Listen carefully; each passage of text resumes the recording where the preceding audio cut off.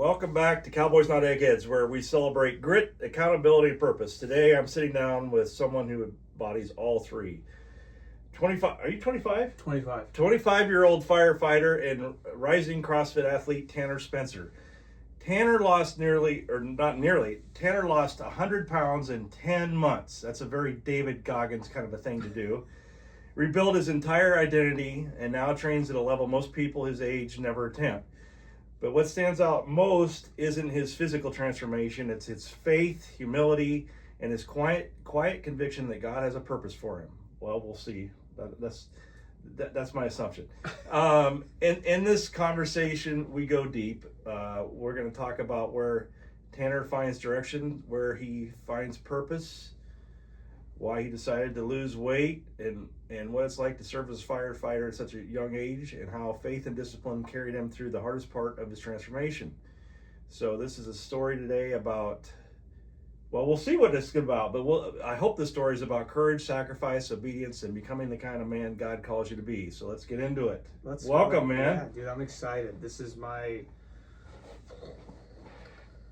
second podcast I've ever been Second, on. right? Yeah, I was on one out of the roofing conference, and then this is number 2. So, just excited to be here, excited to share my story and kind of get in depth with it. You know, I hope that it reaches somebody that, you know, does listen to your podcast and that can kind of find, you know, a purpose in it. Yeah, I do too. We have listeners in 84 countries in all 50 states, and you just never know who's out there that maybe they could pick up a nugget or two. So I appreciate you know you doing this, and I won't make you cry.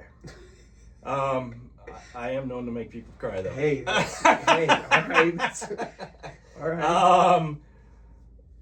So where do you get your direction in life today? What do you mean by that? Well, where do you get your direction? Everybody has something. Yeah. Or someone. Yeah. Or something. Sure. That sort of like points them to the right direction. Like with the exception of my brother-in-law, who says he just, for the first 30 years of his life, he just lived life as it came to him. Sure. Which makes sense when you're young. Sure. But I think you're past that point based on all the stuff you do. So where do you find your direction? I think I find my direction in the legacy that I'm going to create for, you know, my family, you know, coming up in the next, you know, in years from now. I feel like that's always been kind of it throughout my family. It's always been that direction of like, what kind of legacy can you create? And I, you know, growing up, you know, through grandparents, through just people that I was super, super close with, I was always taught in different ways on how to be the best leader possible. And so I feel like every single day when I wake up, it's like, how can I make a difference? How can I, you know, put my foot in the right way to be a better leader, not only for myself, but for my friends, for my family, and then the next people that come up in my life. So where did you find your purpose? I think my purpose was just like really honestly figuring out like who I was. Like the purpose was who could I figure out who I was? My dad used to say, Tanner, when you're 20 years, and my dad used to talk like this. My listeners are used to me imitating him, but that's my dad right there. He used to say, when you're 20, you don't know who the hell you are, right, let alone somebody else. Right. And so for you at age 25, you're really seeking that out. Well, here I am, 57, and I'm seeking it out on this podcast. So good for you. I think every day I'm just trying to, you know, always just figure out who I am, but then also like in day to day, like finding new things about me that I'm like, oh, I didn't even know I could do that. You know, where can I go a little farther with that? Can I go like how much more can I get into that area? How much has the purpose changed since you've lost all that weight? Completely different. I mean, when I was, to be honest, 275 pounds, I feel like I had no purpose in life. 282 was my high mark. So. Yeah, 275, I feel like that I had no purpose in life. And I feel like that even like as a younger kid, I never really had a purpose. Like it was definitely like some really, really dark areas, some definitely like hard, lonely times that I had to like kind of get myself out of. But I feel like now the transition is like, I feel like that there most definitely is a purpose here for something in my life.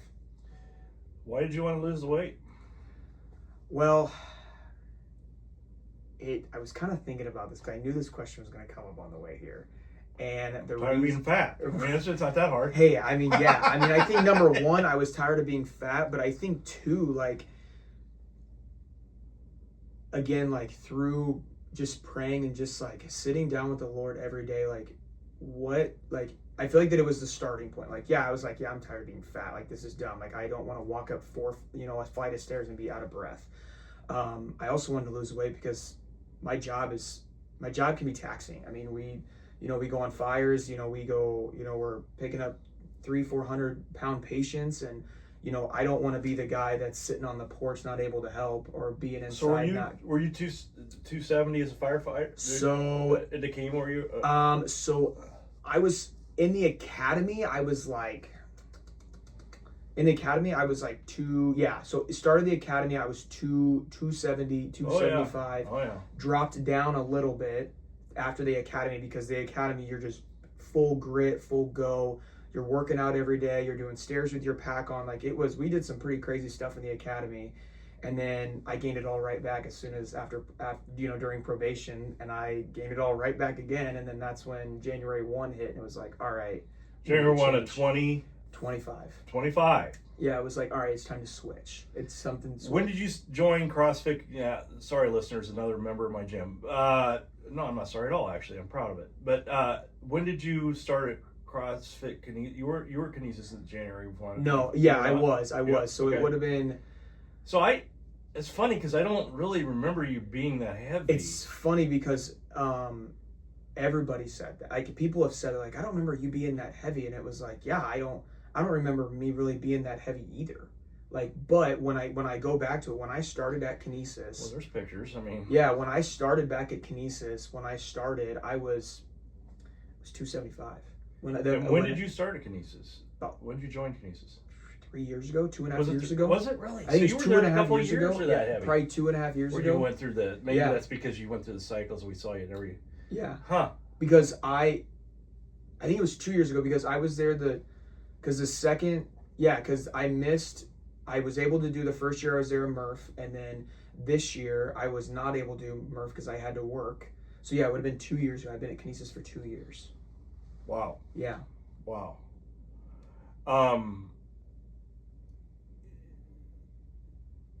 What were you searching for internally before your transformation? I think you answered it. Identity. Yeah, I one. think that's what it was. It was identity that I was looking for. But I think at that time I was doing it for more selfish reasons than the reason why I'm doing it today. Mm-hmm. I think at that time I was just trying to impress other people. I was trying to prove a point. I was trying to show people that I could do something. And I feel like now that it's more how can I make an impact, and how can I spread my story to somebody that is struggling with, wanting to lose weight, or someone that is struggling with, finding, just taking that next step into, just making themselves healthier. So let's get into how did you, people want to know, I mean, the obvious question is, how did you do it? Well, yeah, right. I ate less and I exercised more. Yeah, that's... I mean, what do you, since I've gone through this for many years, yeah, up and down, up and down, up and down. What are you doing? Like, I'll tell you what I've done differently since joining Kinesis. Like, number one, and I've been there for 10 years, but the first thing I do differently is I eat breakfast every day. Sure. I never ate breakfast. The other thing that I did do differently is I quit drinking 2.5 years ago. I don't drink anymore. And the third thing I did is I really, really, really focus on protein to the point of obsession. And so those kind of three things I've done. So what are some of what are three things that you do differently? Yeah, I think you didn't do before. I see you're drinking a ton of water there. Yeah, so if I could just start at the beginning. So I'm drinking protein. on. Okay, so in December, so last year, so December 24. December a year 24, ago right yeah, now. a year ago, right around this area, I knew that I needed to make a change. You know, I was in that same just path of like, lose weight, don't lose weight, go to the gym, don't go to the gym, you know, go to the gym, don't, you know, back and forth. I started doing CrossFit in 2020 at a gym called One Gym, or now CrossFit Elkhorn. And I was so scared going in day one. I was like, oh my gosh, like this is not going to be good. Like I have no clue what I'm going to do. Like this is going to be rough. But I kind of like, it got me in and I was bought into it right away. Like I loved it. Usually that's what you do. So if you want to do CrossFit, go give it a shot and you're going to be bought into it day one. But right around this time in December, I was like, all right, like we got to make a change. Like I keep doing this thing where I'm working out, losing weight, not losing weight. And so January 1, I said, okay, if anyone's going to do it, let's do it this way. Let's do 75 hard. And if anyone knows what the challenge is. I remember you doing that. Yeah, so I did 75 hard. A guy named Andy Frizella, I might have just butchered his last name. But I'll get sued, not you. But you drink a gallon of water, no alcohol, follow a diet. Hold up. One at a time. A gallon of water. So now, listeners, I challenge listeners to drink a gallon of water for 7 days straight. It's a lot of water. It's a milk jug full of water. Yeah. Every day. You're going to be going to the bathroom. All the time. Yep. And so I did that. Yep. And then it was 2 workouts. 2 workouts, not 1, 2. One has to be outside. One has to be outside, regardless of weather. Regardless of weather, one has to be inside, 45 minutes each. Follow a diet. Read 10 pages of a non-fictional book. Back, beep. What diet are you following? So, or did you follow? Honestly, I pretty much did 100% whole foods. I looked up some macros and put some macros together, and I actually can go back to what my macros were. Did you find a set thing where you find like maybe you eat the same thing every day? Pretty much. Like it was always like I meal prepped on a Sunday. Like we always went to the store on a Sunday, always meal prepped on a Sunday. Meal prep. And I had everything like to the T where I pretty much ate the same thing for breakfast and lunch, but like... Well, what'd you eat? Rice.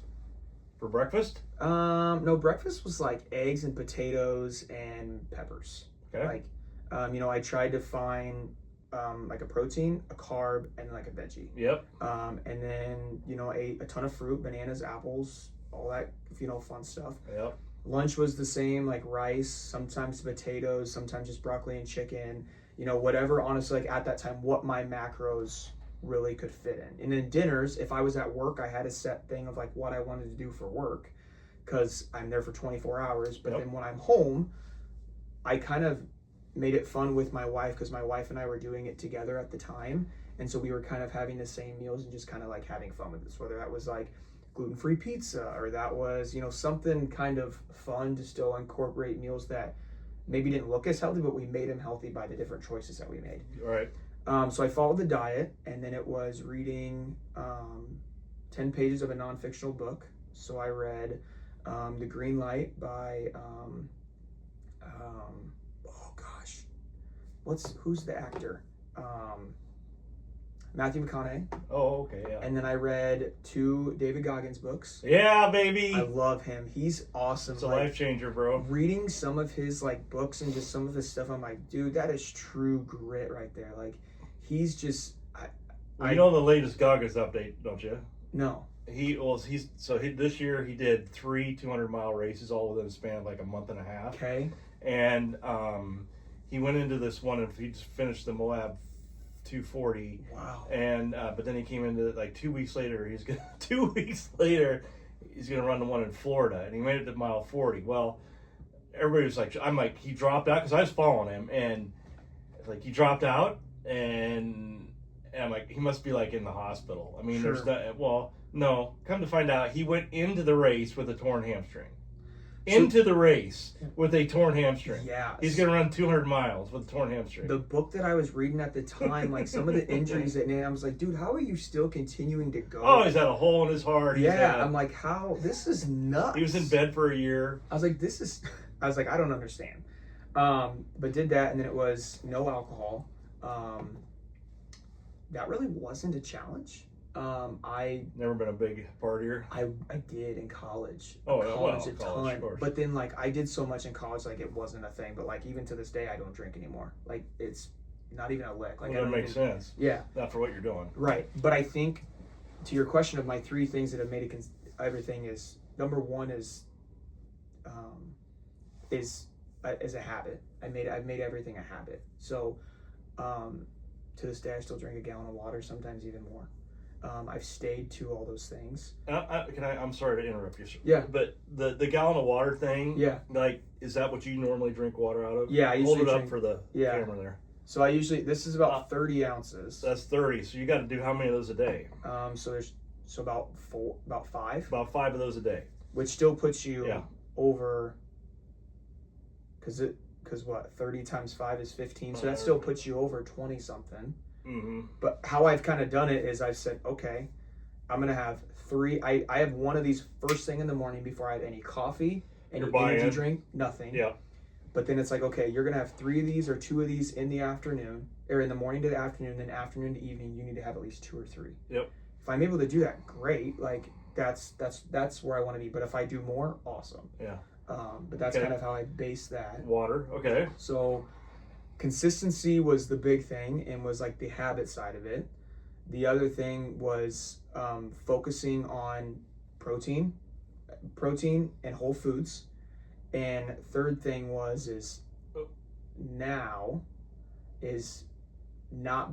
is honestly just training hard and I see that every day and working hard every day, giving it my all when I'm at the gym. Now, does that happen every day?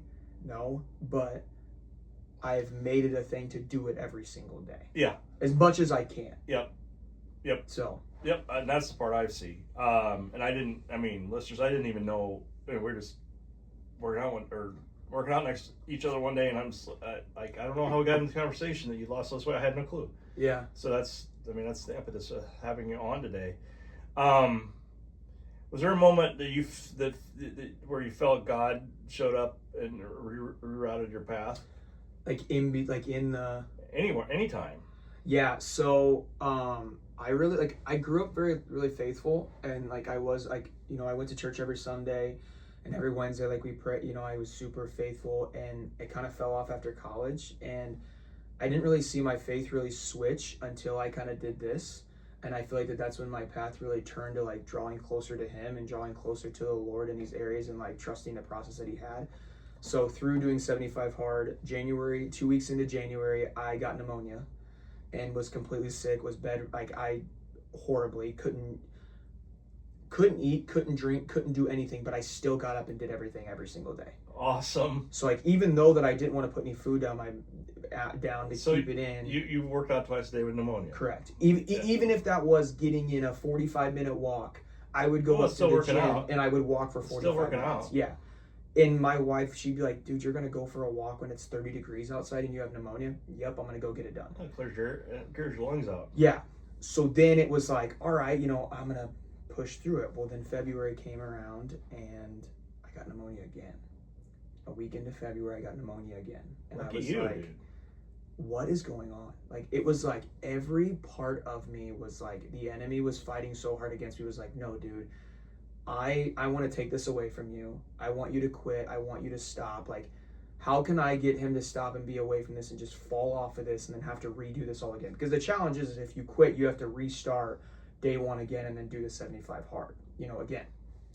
And so I think just through trusting the Lord and trusting that was His path of hey, this is me drawing you closer to me. Yeah. And kicking the enemy away of dude, if you can get through this, what else can I put you through to get you through? Yeah. So that was the biggest kind of turning path, was when I got done with 75 hard, my faith switched so much into that was the plan in that whole area. Well, it gave you faith. Correct. Knowing that you could deal with that. Yes. Knowing that you could fight through it. And it's the hard stuff that usually those are the days that you really get paid when you can do all that stuff. You know what I mean? Yeah, pneumonia. I wouldn't have done that. I don't think I would have done it. I mean, on Monday I had couldn't breathe at all. Just head congested, and I went to the gym and got it in, and I pound on my chest for doing that. Sure. But pneumonia, that's a whole different ballgame. But Yeah, I was so just like, I was so defeated. It was rough. It was so rough. 2 months in a row. But when I go back to it now, like, I understand why it happened. I was eating so less of protein, so less of carbs, so less of fat, that my body was fighting against me, rather than now putting in the correct nutrients and amount of nutrients and the right protein, carbs, and fat to keep my body healthy. What's how many grams of protein you eat a day these days? 215 grams of protein. Holy smokes. Listeners, you think a gallon of water is hard? That's hard too. Yeah. It is hard. It can be, yeah, it definitely. I mean, that's probably my record amount of protein a day, 215. I actually start getting about 215, 220, I get a little gout. Okay. So I'm not that high. I need to be, but that's how do you get your protein? Well, usually like on every day of the week, like I'll have what I call them overnight oats. So I have like some whey protein in my oats and mix those up and make like little oats thing. Yeah. Usually for lunch. So that's 20 grams there probably. Yeah, about 21 grams. And then during lunch, it's usually chicken thighs, 8 ounces or 9 ounces of chicken thighs. 30 to 40. And then dinners is usually anywhere between 9 ounces to 10 ounces of either chicken, beef, or somewhere in there. And then I always have a protein shake. Mm-hmm. And then any remaining that I have, it's either having another scoop of protein or having a protein bar, or you get a little bit of protein from your vegetables and stuff like that. But you this, or you think this is bad? I like those. They're good. The Core Powers. I love these. They're Core expensive, but they're 42 grams. They're great. I think they're good. If you want to get protein quick. Sure, yeah. And those are, my wife and I, we like to put them in our coffee sometimes. Yeah. So we'll do like, she's got an espresso, so you'll put the espresso pods in there and then do the protein. You got like a protein coffee. Sure. But yeah, like I always, like, it can be hard some days. Like I'm like, oh God, I gotta eat more protein. I'm like, holy cow. Yeah, it's depressing. All I ever think about is protein. Thanks to Bree Seeger. But anyway, yeah. So let's talk about the transformation. Mm-hmm. Let's actually talk about your being a firefighter first. Mm-hmm. At 25, you're already a firefighter. What pulled you toward that calling so young? Yeah. So when I was money. No, I don't know. No, I didn't. I didn't even like. So in high school in 2019, I lived out in Blair, Nebraska. That's a PBR there, listeners. No, it's not. It's a Rain Energy Fuel. They're awesome. Those are great. You shouldn't. There's 300 milligrams of caffeine in here. You should only do this when you're doing podcasts. I'm sorry. Go ahead. Oh gosh. Sorry to interrupt.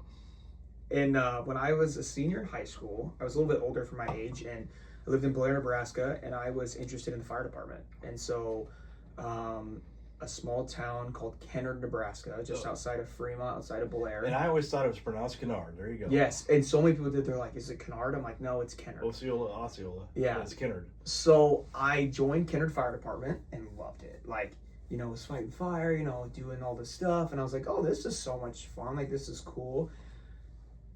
In that time, as being 19, I saw some things that I was like, "Whoa!" Like a 19-year-old is supposed to see this stuff. I'm like, "This is crazy."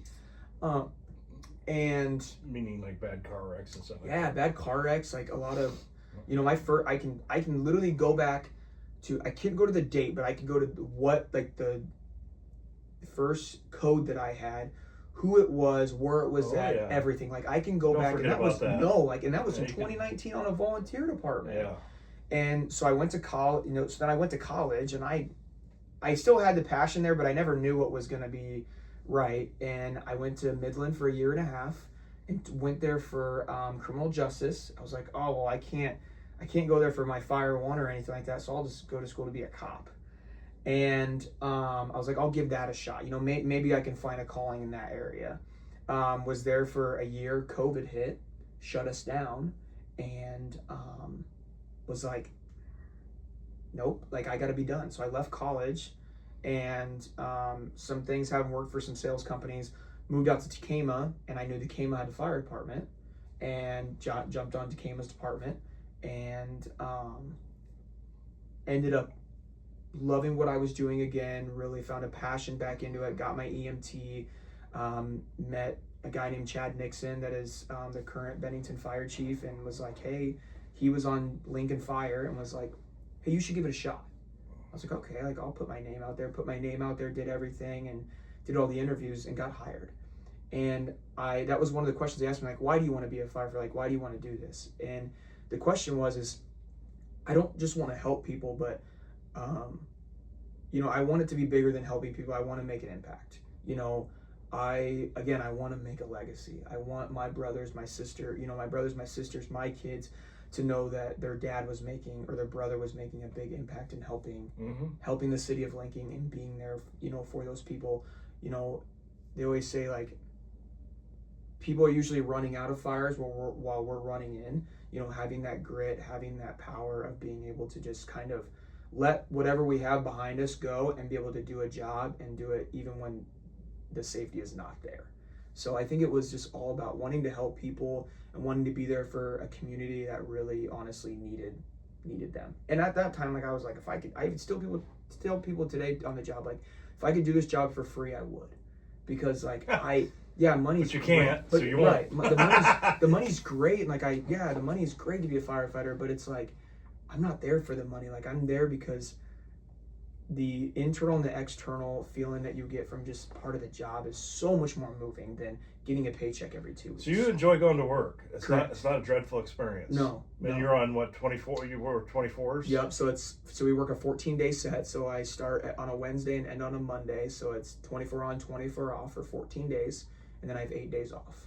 So I mean, there's days at the end of that set because I'm on the engine and then I'm on the medic unit. I'm on the engine, I'm on the medic unit. I was like, there's days, where it's busy and it's just like you're dragging. But I always go into a work with a mindset of, they've always said in the academy, leave your feelings at the door, even if you're in a spot where you're at. But then also come there. You've been sworn to for public safety, and you've been sworn to basically be a notch above everybody else. Correct. Honestly, I mean, I don't know if you know that I was a reserve police officer for 13 years. Okay. And that always stuck with me in the sense that I needed to be. You need to. I don't want to say I don't sound condescending, but you need to. There's a higher standard. Sure. That you're upholding. Sure. Yeah, most definitely.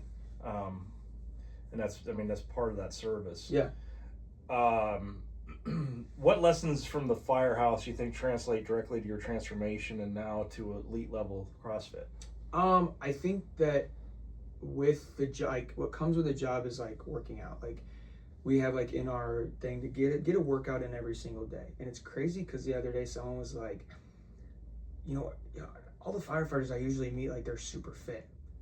Yeah, but not a lot of them are very fit. Well, which is crazy. Yeah. Like, and I think that was a motivation for me. Your definition of fitness has changed. Yeah, most definitely.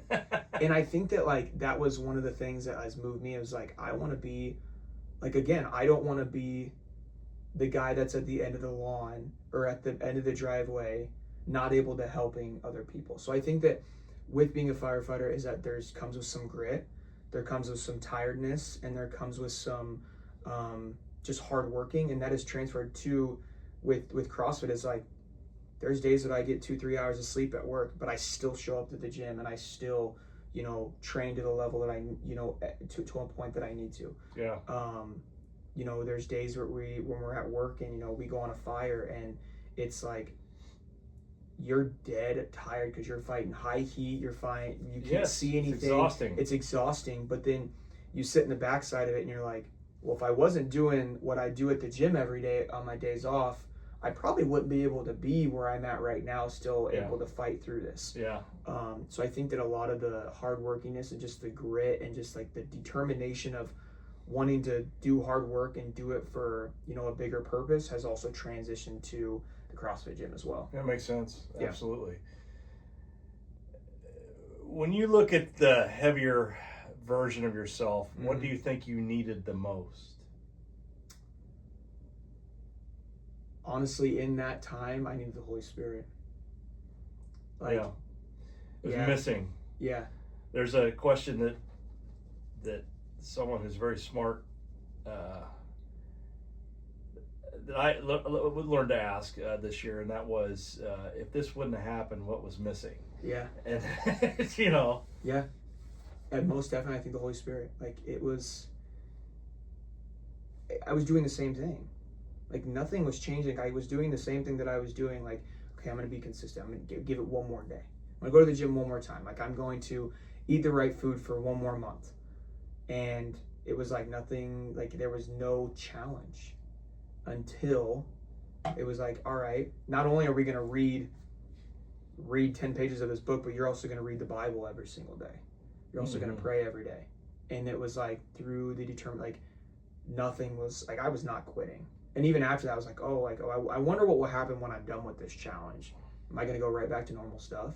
Nope. That next day, gallon of water, healthy food. Well, that day after I did, my wife and I got some Chick-fil-A because it was. Oh, dude, sports on Chick-fil-A. We got some Chick-fil-A and got some nothing bunk cakes. That was like our treat, because after I finished the challenge, but gallon of water, healthy food the other days, and nothing changed. What? So I asked friends of mine that are recovered from alcohol. What do you miss most about alcohol? But I'm going to ask you maybe, what do you miss most in foods that you don't really eat anymore? What do you miss most? Let's talk about it, man. What are you a sucker for? Sweets. What kind of sweets? Cookies. Cookies are not just one.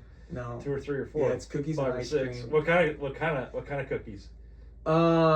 Like it depends on the season. Like right now, it's Snickerdoodle cookies. Oh like, yeah. Eileen's cookies or crumbles. Yes. Or the crumble. Oh my god. Yep. Yeah. And then like the summer is like the ice cream chocolate chip cookies. Those ones are always the best. I love those. And ice cream. Ice cream is huge. Oh, I love ice cream. Yeah. So have you? You don't do that. You don't eat that stuff. But do you once in a while eat stuff like that? Oh yeah, most definitely. Like, and it used to be when I got done with the challenge and I did lose all the weight, it was harder for me to do it, where now it's not as hard. I think now it's more of like, I don't really look at it as like you get a prize because you did this today, so now you get to have ice cream. Like, it's kind of like, hey, go enjoy yourself, go enjoy yourself some ice cream, go enjoy yourself a cookie, like here and there. Not all the time, but here and there. Go have yourself some ice cream. Is it hard at the damn fire department? They must have just crap just laying around all the time. Oh, we get donuts. People bring in crap. We get donuts and cookies and just about that comes in daily. I bet you don't eat any of that at fire department. You can't. No, you just can't. You just can't. No. At first it was harsh. I was like, oh gosh, that looks so good. But now it's like, just walk by it. I'm good. Yeah. Keep walking. Yeah. It's hard, man. I mean, I think there was one day there was 4 boxes of Eileen's, 4 boxes of Eileen's cookies. Yeah, let's go. 4 boxes of Lamar's cookies. Yes. A tray of brownies. Nice. And then crumble cookie all on the counter at work in the kitchen. I was let's just do a sample. Which one's the best? I was like, holy cow. I was like, we're about to have fun tonight, guys. Talk about it. I think that's harder than having freaking pneumonia twice. Yeah. Watch right walk by that pile of. Whoa! I'm like, all right. Oh man, yeah. I'm a sucker for that stuff too. Yeah. So in your transformation, losing 100 pounds, what was harder, the physical grind or the mental identity shift? The mental identity switch. Mm-hmm. That was the biggest thing. And did you? I bet Goggins helped with that. If you're reading all this at about the same time. Yeah. It was like I think, in my opinion, like everything was mental. Like it was like you had to have a mental switch through everything. Like, you had to switch your mindset to this is hard and this sucks, but you got to get through it. Like you devoted your life to doing this, and you said that you wanted to make a change, so now it's time to make a change. Yeah. And let's do it. Yeah. A lot of people say that they want change, but they never do it. Sure. So what separated your intention from execution? Yeah, I think, that was a big thing that I kind of thought about, as I'm coming up to 1 year of this, kind of starting this, is what kind of changed, you know, that process was like, it was a habit. Like you read in Atomic Habits, it talks about like, you start, like when you start with a habit, like how long can you stay consistent to it? And I think it's like, what if you stay with it for, I can't even think the amount of days, like it turns into a habit or something. For like me, that. it's probably 120 is the magic number. Sure, but and I'm sure it's different with everybody. But it was like the change part of it was like I had to create a habit, but it also was I had to change my mindset. Like going into it, my mindset is like I want to prove to my family, I want to prove to, you know, people that I was friends with or whatever it was, like I want to show you and prove to you that I can do this. Until it was 30 days, 45 days into it as praying and spending time with the Lord, and it was like, wait, that's not our purpose here. Like our purpose is like, and what the whole part of this, you're not proving anything. Like you're changing your life for yourself. Like this is for you, man. Like this is to make you a better person. And I think that the change was just having a different mindset rather than the selfish reasons to the positive reasons that we're going forward. I think was the biggest change. But I think too, it's just consistency. It's just a grit and a want to do it. Like if you want to do it, go get it. Yeah. If you want to do it, go get it. I love that. I love it. Was there a moment you realized that you weren't just losing weight, but becoming someone completely different? Yeah. It was. What was the moment?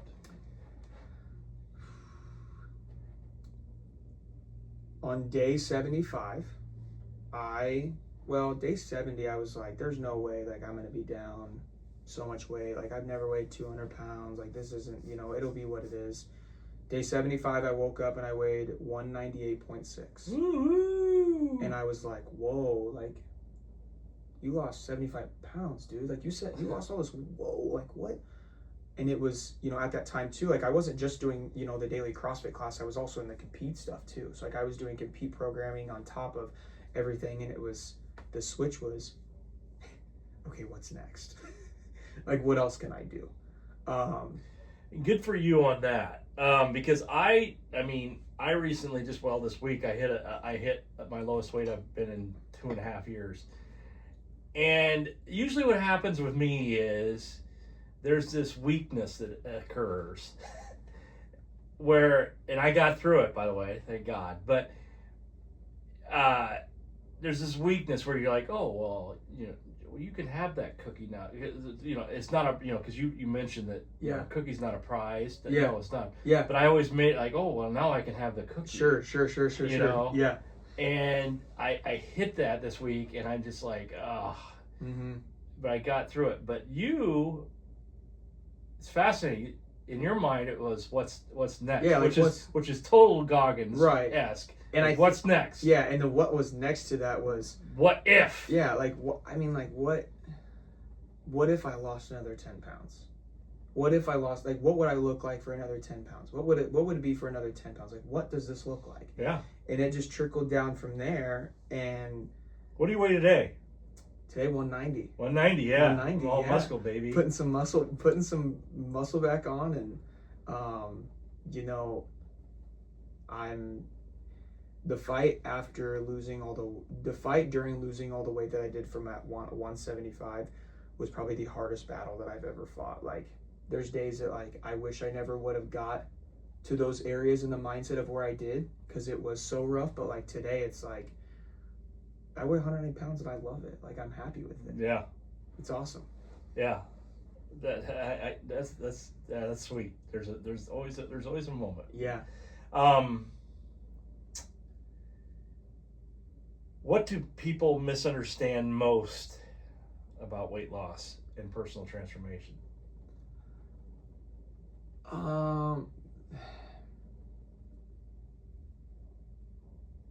I think that what people misinterpret during it is like the purpose of why someone's doing it,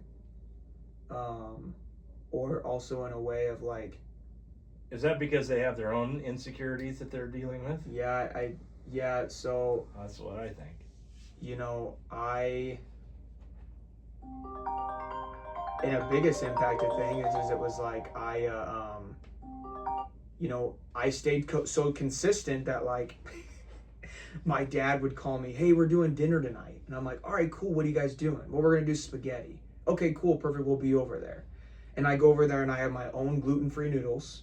I have my own grass-fed beef. I have all my stuff weighed out. And he's like, what are you doing? I'm like, I'm having dinner with you guys. And he's like, this is ridiculous. Like, you're really doing this? I'm like, yeah, I'm not going to stop. Like, I'm not. And I think the misinterpretation was like, it was like that you don't have to go all in. Like, oh, you'll be fine. Like, if you just slip up a little bit, you'll be okay. But it was like, no, like, this is bigger than just something small. But I think also again, it's like the purpose of why someone's maybe really doing it. I don't know. I mean, it's definitely I think it has to do with other people's insecurities, but I think I think that's the biggest thing. It is. It is. Well, most people don't. Yeah, like we said, a lot of people want to make a change, but then when somebody actually does make a change, they question like, why would you do that? Sure. When in fact they I don't know if they're envious, but it's just human nature, man. Mm-hmm. If you got everybody's doing this, and once one guy over here's doing that, and all of a sudden like, well, why is he doing that when we're doing this? Mm-hmm. Sure. It's just, it is what it is. Sure. It's interesting. Humans are funny people. Now that you're, I guess you call it compete, I call it elite. I call you guys the animals. Sure. But you're now training to become an elite CrossFit athlete, really. Yeah. So what does elite mean to you, and why is that the aim? Why are you doing that, Tanner? Right. Why are you different than me? Yeah. I think that the truth of the matter is you're not different than me. It's just that you're a lot more skillful at it than I am. I think that the word elite when it comes to me is like, it's just another advancement of like wanting to just do a little bit more, but for a purpose of competing. Like, I always hear like elite and I think of people that compete. One day, you look at guys that are, people at our gym, Chancey and Christian, Cam, Kyle, all of them, those are elite athletes. Like, those guys are competing at the elite top level and are people to where I want to be able to get up there to where I can be head to head with those guys. Can be, going to elite competitions and stuff. Oh, like you that. Can based on your age. Yeah. You're chasing them down. Sure. Trust me. Just day by day getting there. So I wouldn't, to elite, like me, when it comes to elite, it's like those guys. Like, those are going up against some of the. Well, and for everybody out there, there's somebody who can beat those guys. For sure, yeah. It's like, it never ends. That was one of the big things that I think that I always compared myself to people like my whole entire life. Like, I always compared myself to, it didn't matter what it was. And it was like, when I'm with them, I'm like, they're at the top of the level. Like, those guys are nuts. Like, those guys are awesome. And like, it's fun training with them. And one day I will get to that level. But I think the elite in all is just like someone that is in the stages of, is advanced, someone that is, is doing just a little bit more to a higher level or to a higher, wanting to compete in different areas for, against other people. Yeah. So, where does your confidence come when you're pursuing something so difficult like that? I think How do you manage your doubt? I think it's just honestly like, it's like wanting to win. Like, I want to win. Like, I want it really bad. That's a Kyle Kaspar line. I want it bad. Like, it's like, I just had a conversation with Kyle the other day, and I was like, yeah, January I'm going to do this qualifier, I'm going to do this, and I'm going to do this. And he's like, dude, let's just train. Let's just train to get you to another level. And it's like, but I just want to win. Like, I just want to go. I did my first qualifier this year, and it didn't go as what I wanted, but through that, like, I idolized over that. I wanted to be first in that, rather than just enjoying the fact that I got to be able to move and be able just to do a qualifier. And that was the mindset switch. It was like, hey, I wanted to win so bad, and I think that that's where it is now. Like, I don't know if that's the wrong answer. yeah, I mean, I've discussed that many times in this podcast with you animals, that I believe that there's a level X. I don't know where it is. I mean, I think there's a couple people in our gym that are probably at level X. Everybody gets there, and at that point, all bets are off. The next step is how Goggins are you going to go? Sure. How much pain are you willing to tolerate in competition? Sure. Because that's really all that those high level competitions CrossFit are. That's all. They say it's the most fittest. Nah, bullshit. It's a person that's got the person that can tolerate pain the longest. Sure. Yeah. Most definitely. I mean, yeah. And it's crazy. I mean, it's crazy you say that, because it's like, yeah, like when you put things together, like you like, how long can you go with the pain? Because usually competitions are 3 days. Can you go through pain for 3 days?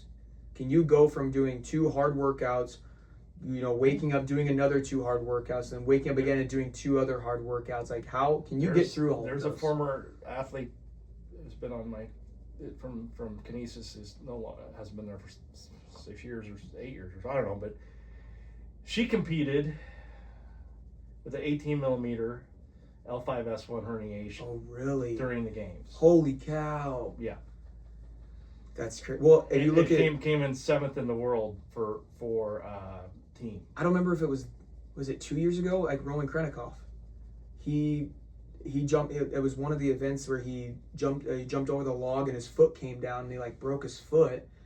And in the last event, he was doing double unders with one foot. Yeah. Like, I was like, whoa, like that. I mean, if that just doesn't show true, like, I mean, it's true complete pain, but it's dark. And, right. and this, her name's Sheila Barden, but she described it, because I've talked to both her and Kyle, and they both have been at levels that are higher than even our folks have now. But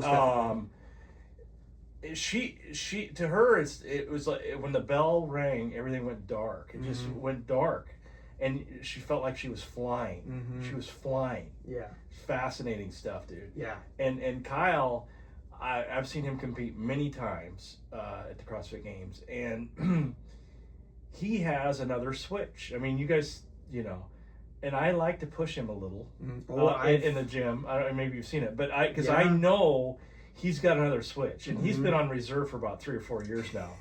I'm not kidding you, dude. I mean, if he really wanted to like push it, he would whip all of you every single day. I'm sure he would. Every single day. Why?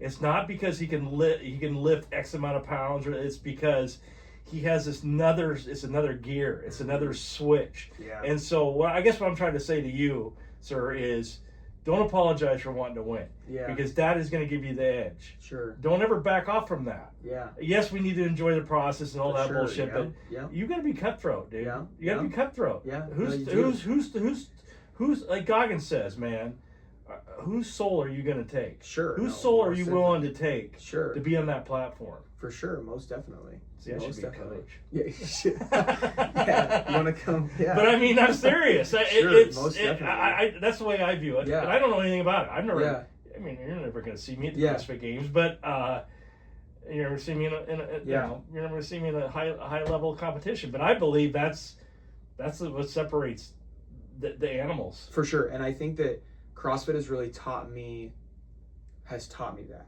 Like, I've never, like, growing up, like, mental toughness, out of the water.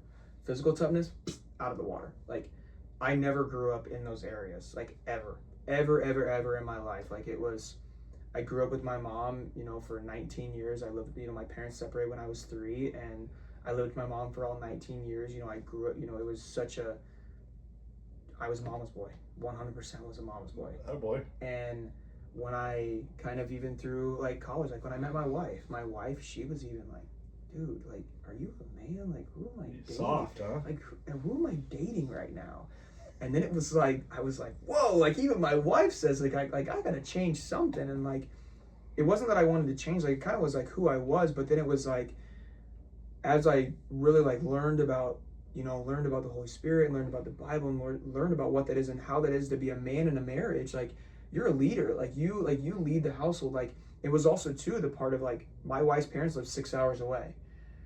I want to make sure that her dad knows that her daughter is protected at all times through every case. And then it was like I got into CrossFit and it was like, dude, there's some real grit behind this. Mm-hmm. Like there's some real there's some pain behind this. Like it's some right. It's like the dirty little lie about CrossFit. Everybody's walking around in pain. I did Fran the first time and I feel like that I just ran 10 miles. Like, yes, I was like, it's nasty from doing some thrusters and pull-ups. Like what? It's nasty. You gotta go to a dark place. Yeah, and so I think that as I and listeners, again, I am not, and Tanner knows this, and everybody in our gym knows this. I'm the bottom of the gym. I'm nothing special, but I do know that even for dipshits like me, I've got to go to a dark place at my level.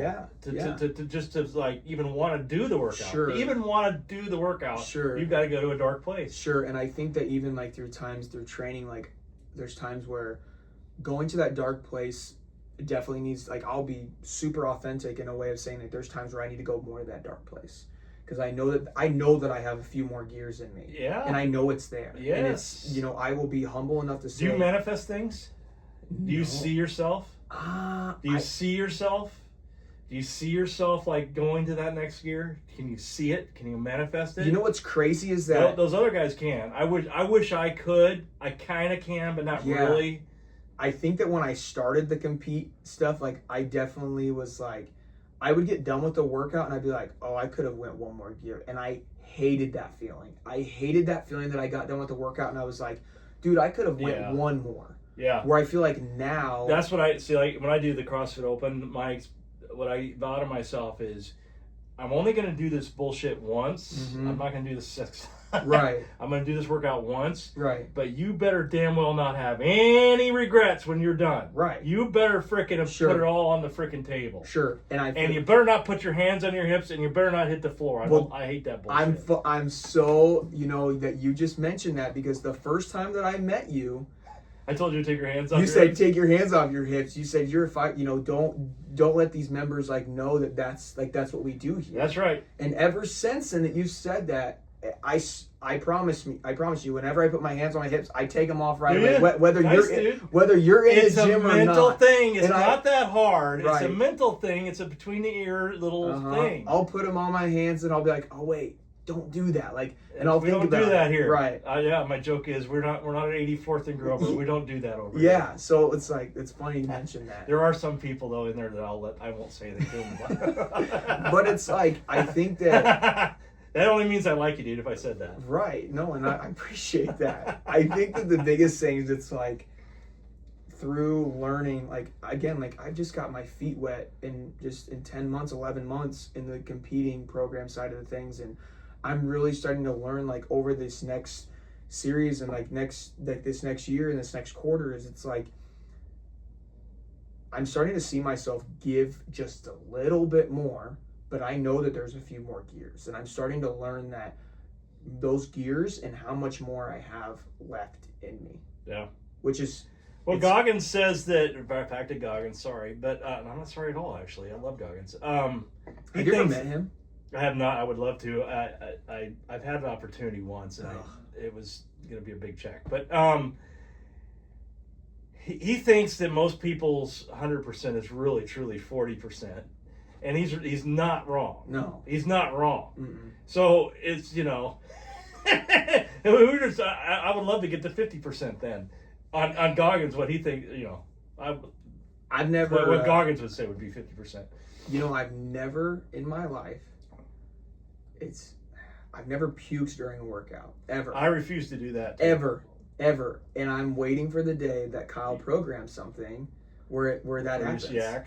Where I've never done it. I've never done it. And I suppose if you're truly giving Goggins effort, you should be exercise the demon. Sure. Well, Casper Bauer himself says that his greatest explanation of CrossFit to me was he said it was the practical application of the spiritual battle, and that's what it is. So yeah, you got to throw up some demons, don't you? Yeah, yeah, you do. You sure do. Yeah, it's a whole, but it's crazy too because I go back to when I was when I played sports. The reason why I started CrossFit was I had a company that I was working for that gave me the opportunity to do CrossFit, and they paid for my membership and stuff like that. Oh, nice. Which was so cool, and I got like my feet wet, and I got my feet wet in nutrition. But through like sports, it was just like I kind of went there just to do it every day, right? Like it was just kind of like, oh, like all my friends play sports, all my friends play baseball, lacrosse, football. That's yeah. I'm just here, where I feel like that when I step into the gym, like ever since I've really made, like since day one of stepping into CrossFit, I'm walking in there and know that I'm, whatever I'm fighting that day, I'm going to get through that because I just walked in the front doors of the gym. Like, Kyle says it, the hardest weight that you do is when you open up that front door. Yeah. That's the hardest weight every single day. And I think that there's been always a new purpose or a new idea of why I'm walking into the gym every day. Right. So. Right. Yeah, I joke that I never joined that. It's not a joke. I have said that I've never joined that gym to make friends, and you do make friends. Sure. But sometimes I almost want to go to classes that I don't know anybody, or I'm just because I don't want to talk to anybody. Yeah. I just want to go to that place where I just I don't want to. I don't want to be social. I don't want anything. I just want to focus 100% on this. You ever face that? Have you ever dropped? I'm sure you've dropped in other CrossFit gyms across the country. It's funny that you say I haven't dropped into a gym in a while, but like in my first like few years of doing CrossFit, like I would go to like these drop-ins, and they'd be like, here's the RX version and here's the RX plus version. I'm like, I'm doing the RX plus version, and like again, that extra gear was there. It was like, I'm here at a place where I'm here just to fight and just get a great workout in, and like it was like, hey, I'm here to prove something to somebody, of like I want to prove that I'm a great athlete. And but yeah, like most definitely, like I'd go in there like I'm not friends with anybody, I'm just here to get a good workout and just bang through it and just have so much fun and just grind through the workout. Is it been your experience that at other CrossFit gyms, like say if you're you're top 5% at our gym, where you're like, so in relative terms, then you probably like the number one dog at other gyms? No, I wouldn't say that. I feel like that honestly, you go to a lot of these other gyms and there's some athletes. Like, oh, there's some people. Athletes. There's a lot of people that have athletic backgrounds and so forth, and they're like, just blessed genetically. Yeah, like I went to a gym called CrossFit Insight out in Arizona, and I was like, went into it thinking like, oh, like this is gonna be like a great gym. I'm gonna have so much fun. Like I'm gonna be, up in the top with some of the fun guys. Like this is gonna be great. And I got in there and got my butt whooped. I was like, whoa, like these guys can work. Yeah. Like it was like, I was like, holy cow. Yeah. And I feel like it's always different going to different. Yeah, gyms. most definitely. It's a good experience. It is. It's cool. Yeah. I mean, I can't say this today. Well, maybe I can, but 5 or 6 years ago, I was doing a lot of that. I've probably been to 40 or I bet I've been to 40 different CrossFit gyms around the country, but because I just travel all the time. But most other gyms, I mean, Kinesis, I've always been the bottom. But these other gyms, I'm sort of like in the middle. So I always feel like I'm glad to go to Kinesis. It keeps me sharp. Yeah. No, I've always said that like there never will like. There's always like the goal. I think everyone has like a goal to make it, right? Everyone has a goal to win and wants to be like up at the top. And for me, it's like there is a goal to be at the top, but like I know that like there's more. Like I work every single day to be to the top and be to the top, and one day I will get there. But I know that it will never quit. Like I even see Kyle and Christian, how they work, and they've been doing it for 12, 15, how many years? A long time. And I watch those two and I'm like, holy cow. Like, I feel like that they're still, giving it everything that they got every single day that they come in, and those guys are up at the top of our gym every single day. Well, it's amazing they still have the desire and drive, because that's a lot of years of having that level. Yeah. I mean, at some point you're just like, I mean, it's pretty remarkable stuff. Yeah, I think that those two guys Kyle and Christian have been two guys that I've really, that have kind of been big impacts in my life and like in my like stages of all of this weight loss and through CrossFit and stuff like that, and it's just are two people that I look up to so much, and that look as like one day I want to be where that is. Yeah. I hear all the stories about Kyle, and every gym that I go to, like, oh, what gym do you go to? Oh, CrossFit Kinesis. Oh yeah, Kyle. I'm like, oh yeah. Oh, yeah, not Kyle, everybody knows who Kyle Cathcart is. Don't give him that big. The only one gym that didn't know who Kyle was a CrossFit gym out in Sedalia, Missouri. Well, they don't count. Right. No, he's kind of the GOAT. I mean, he is. I mean, Yeah. if people have been around for a while, he's kind of a Tom Brady, honestly, given him what he's done. So we're very lucky to have him Sure, as a leader. most definitely. I hope he's not listening. You don't want to get this through his freaking head.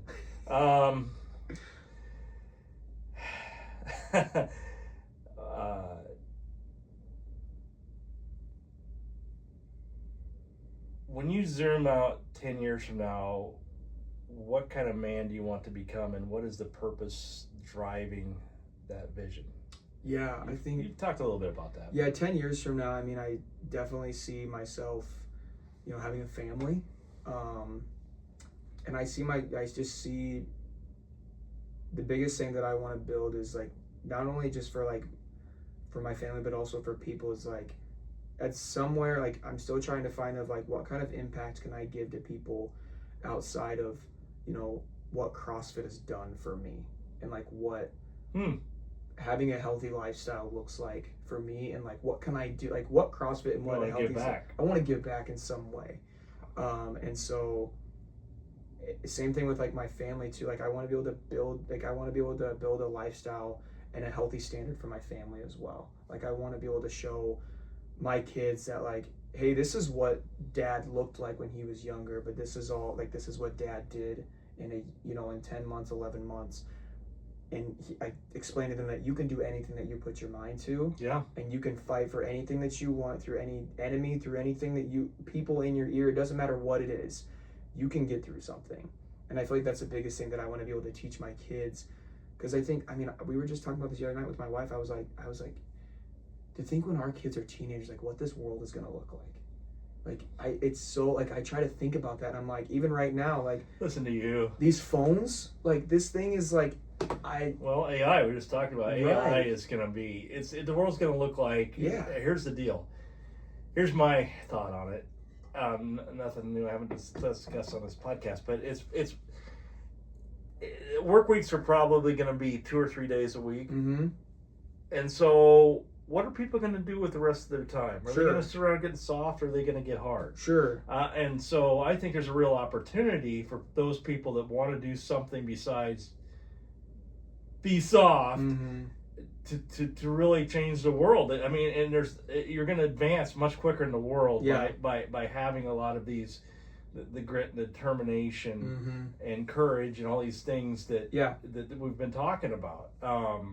And so I don't know if the world's going to have more of that, or they're going to have less of it. Or we're going to have more cowboys, or we're going to have more eggheads. I don't know. Yeah. I just don't know. Yeah. So. But I think that's been the whole thing, is it's like, what kind of legacy can you build, and like what can you learn now that I can give to my kids on that side of things, but then also to like 10 years from now, like I really hope that I'm giving a huge impact to people in the CrossFit space, whether that's through coaching, whether that's through, letting people hear my story, hearing, being able to just give back to what people have done for me. Yeah. Because I don't think, I did this by myself, sure, but like, even yourself, Kyle, Christian, I mean, not even just that, but everybody at the gym, if I would have not been there one day, they're always like, hey man, where you been? Hey, where you at? That's the thing about that place. Hey, and I think that's something that it's... Even my nooners, if somebody isn't, there's a group of us, if somebody's not there, all of a sudden we get a little call, or get a little text, just a little like, where the hell have you been? Sure. So, like when I'm not there an entire month of January, people are really going to want to tell happen, huh?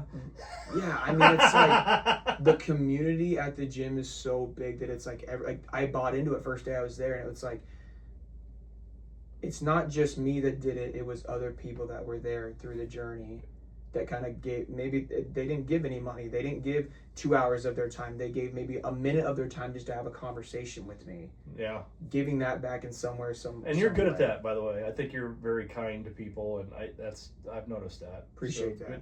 Good for you. Yeah, good on thank you. you. Most Thank people you. think I'm an a-hole, but I'm really not. I'm really not.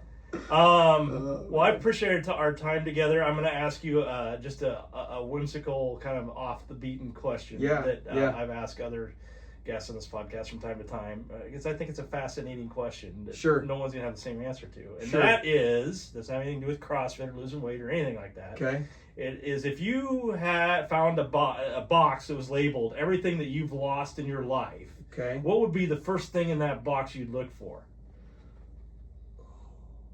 Like, you're talking everything that I've lost. Yeah, anything you've lost. It can be however you perceive it to be. So it could be... I'm going to get a little personal here. It'd be my grandpa. Yeah. It'd be my grandpa. It's a good one. Yeah. The man that... Your mom's dad or your dad's dad? So it's actually my great grandpa. So my mom's dad, my mom's mom's dad. Yeah. My mom's dad. He, I just think about him. Frank Sinatra he was like that was his favorite. Growing up as a kid, I watched him, the way that he treated my grandma, the way that he treated, my mom, the way that he treated You're his lucky. wife. Those are your great grandfather we're talking about. Yeah. Not many people get to know their great grandfather. Yeah, so I knew every one of my great grandparents. That's an incredible statement. Yeah, no, because I knew every single one of them except for. That's incredible. The only one that guy there, he was alive. That's my grandpa Steele.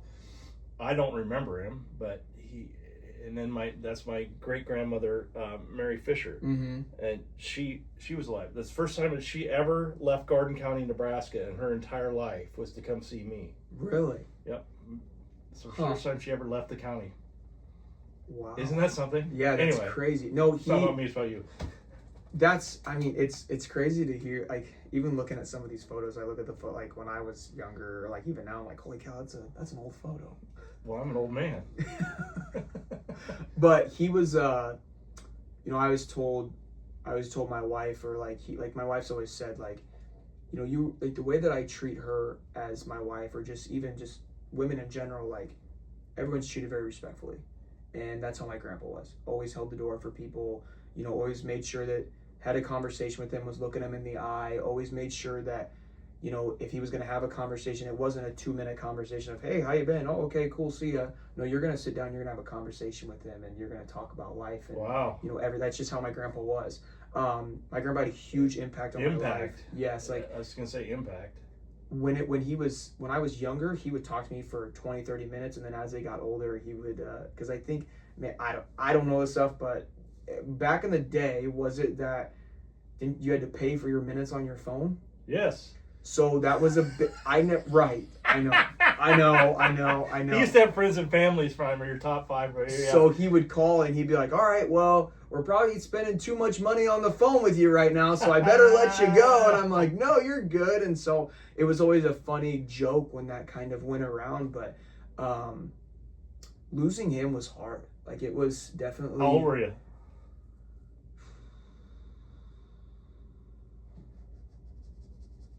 21. Oh, wow. 21. Old enough to remember. Yeah. Certainly. And it's crazy, like, how it all kind of happened, because, like, he was so close to my grandma too. Like my grandma and I are like this. Like, we are inseparable. And it's when your great grandmother's still alive? No, she passed away. Oh, okay. So she passed away before him, and okay. And then he passed away. He had throat cancer. But my grandma was super. They were like close. Like, that was his baby. Like, they were best friends and everything. And they lived in Vegas, and so we went down there for the funeral. And when it happened, it was such a cool experience because he was in the military, so they did like a whole military ceremony and everything. But like, it was such a devastating loss that my grandma ended up having a stroke. Yeah. During the funeral. Oh, The doctor flew out from California to put a basket of head, because she had such a bad brain bleed, and like, it saved her life. and it was such a detrimental loss that it was such like an impact on all of our family. Yes. That it was kind of the first loss that my wife got to see in my family and saw how hard it was on all of us. Yeah. But yeah, I mean, it was super. I mean, it was at an older age. I mean, it was definitely hard. Wow. But Profound. any chance that I can get, I mean, I still have so many things of his. I mean, there's times where I'm like going through old stuff that I have in the basement. I'm like, oh yeah, this is from my grandpa. And it's like, it's just cool. I actually have I have like a shadow box, and it's got like all of his medals. It's got his some dollar bills that he got like when he was in Vietnam or when he was in Korea from the Korean War. Like a bunch of different pictures of him just in one big box, and I have it hanging up downstairs, kind of like my little man cave. And it's always like a remembrance of like him, of like what he's like, kind of what he used to teach me and like what I've learned from him. And I think that's a big thing of like what I bring to the gym and like where I am right now. Like I want to make, He's with you, buddy. I want him to look down on me and like know like, Oh, hey, he like is. you, like I'm doing this with you. That's right. So He's with you. yeah, for sure. Awesome. Cool. Thanks for your time, brother. Yeah, thank you. I really appreciate it. Great chat. Bye.